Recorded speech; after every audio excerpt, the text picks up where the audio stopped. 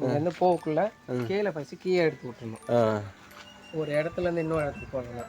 Okay okay. இப்படிதான் வச்சு ஃபீல்டில் போய் தான் ஸ்கேலை ஃபஸ்ட்டு எடுத்துக்கணும். ஓகே. நீங்கள் அப்படியே எடுத்துகிட்டு போனீங்கன்னா ஸ்கேல் பொசிஷன் வந்து மாறிடும். புரியுது புரியுது. காற்று என்ன ஸ்பீடில் காற்று அதனால் எல்லாம் ஸ்ப்ரிங்கு தான். Okay okay. அதனால் வந்து இதை பார்த்துக்கணும்.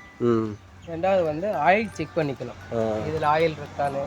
அதே போல் செயின் சொல்லப்போனால் செயினில் வந்து நம்ம க்ளீன் பண்ணிக்கணும்.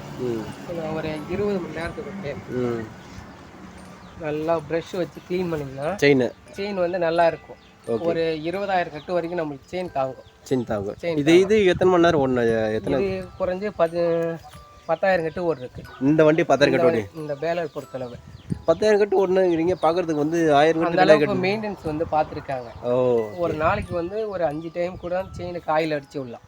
ஆயில் அடிக்கணும். எவ்வளோக்கு நம்ம ஆயில் அடிக்கிறோமோ அந்த அளவுக்கு வந்து செயின் லைஃப் வரும். ஓகே.